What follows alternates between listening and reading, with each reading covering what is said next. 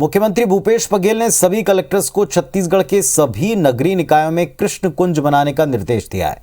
इसके तहत कहा है कि नगरीय क्षेत्रों में सांस्कृतिक महत्व वाले वृक्ष लगाए जाएंगे। इसके लिए वन विभाग को न्यूनतम 1 एकड़ भूमि का आवंटन करने का निर्देश है। वृक्षारोपण स्थल का नाम कृष्ण कुंज होगा। अगले कृष्ण जन्माष्टमी से पूरे राज्य में वृक्षारोपण शुरू कर दिया जाएगा।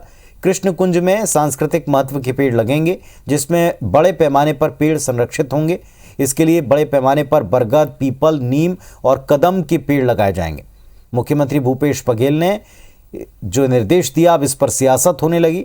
भाजपा सांसद संतोष पांडे ने कहा, कांग्रेस पार्टी को 2023 में हार का डर सता रहा है, इसीलिए भगवान शंकर, राम और कृष्ण याद आ रहे हैं। उन्होंने कहा कि ये वही कांग्रेसी हैं जो एफिडेविट देकर राम सेतु का विरोध कर रहे थे, राम को काल्पनिक बताया करते थे। आज कांग्रेस की ढकोसला और पाखंड की राजनीति जनता समझ चुकी है। माननीय मुख्यमंत्री जी ने घोषणा की है तो बहुत अच्छी बात है, बनना चाहिए, बनाएंगे भी और वृक्षारोपण भी कर दिया जाएगा। तो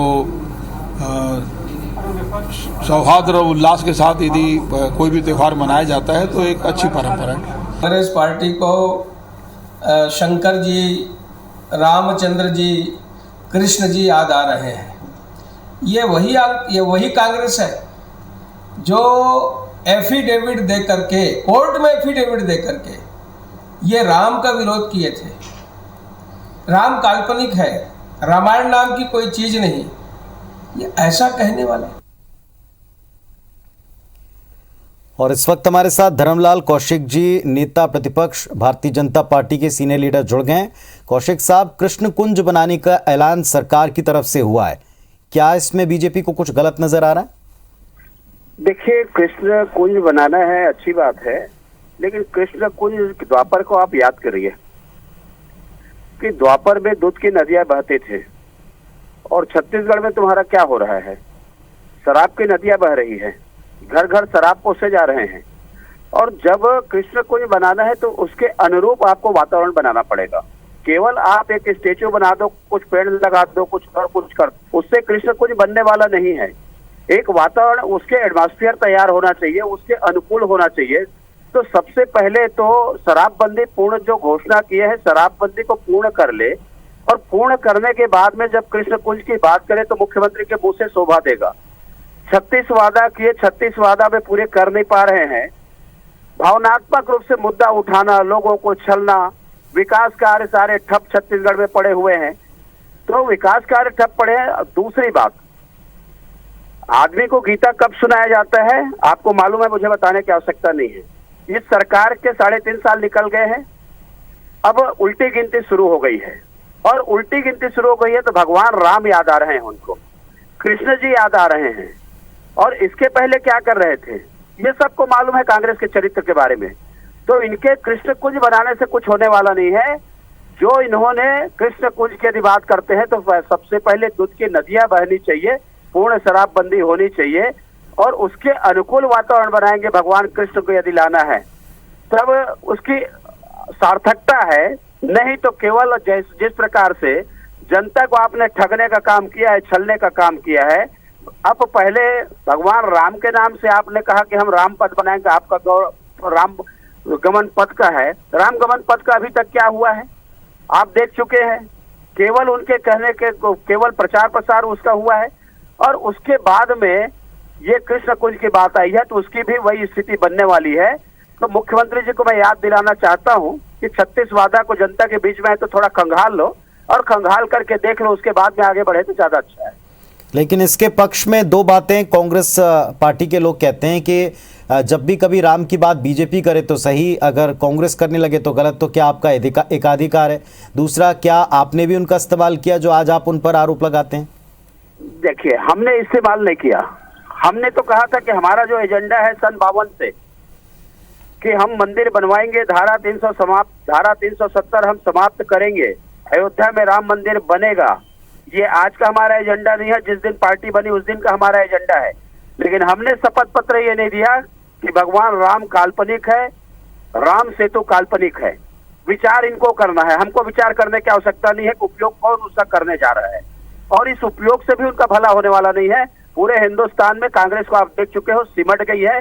छत्तीसगढ़ में केवल जो प्राण सांस ले रही है, बहुत दिन टिकने वाले नहीं है। कौशिक साहब, हमारे साथ में कांग्रेस पार्टी की तरफ से भी नेता जुड़ गए, सुरेंद्र शर्मा जी। सुरेंद्र जी, मोटे तौर के ऊपर कृष्ण कुंज के ऊपर जब सवाल पूछा तो ये कहा जा रहा है कि वातावरण भी वैसा बना है, शराब को लेकर तंज भी कसा है।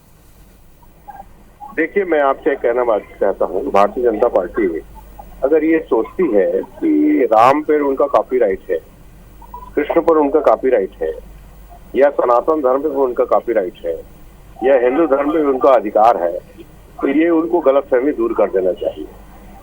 मुख्य रूप से मैं आपके चैनल के माध्यम से कहना चाहता हूँ कि पिछले 15 सालों में भारतीय जनता पार्टी की सरकार थी, बड़े राम भक्त बनते हैं, तो उन्होंने राम वन गमन पथ के बारे में क्यों नहीं सोचा?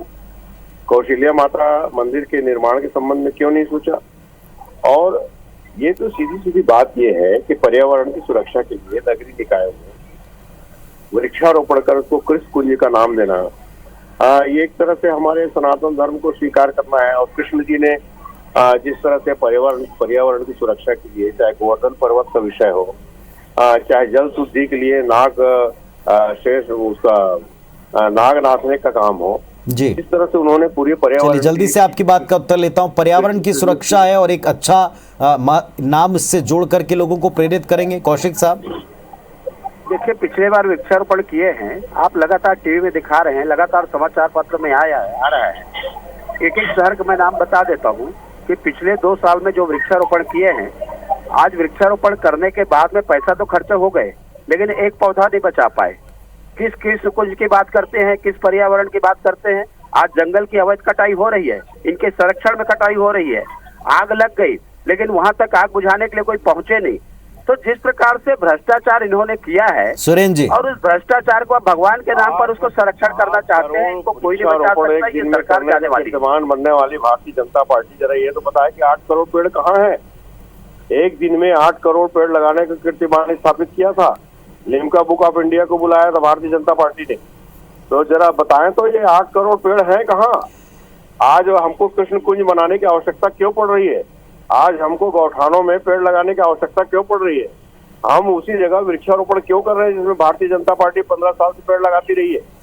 दरअसल ये है कि भारतीय जनता पार्टी को आसन्न चुनाव में जो पराजय की भनक मिल रही है, जो आहट मिल रही है। चलिए, तो दोनों तरफ से सुरेंद्र जी आपने भी यही बात की, कौशिक जी ने भी ये बात की कि चुनाव को देखते हुए क्या ये सब रणनीतियां जनता बेहतर समझेगी भी, तय भी करेगी। आप दोनों का धन्यवाद अपने अपने पक्ष रखने के लिए।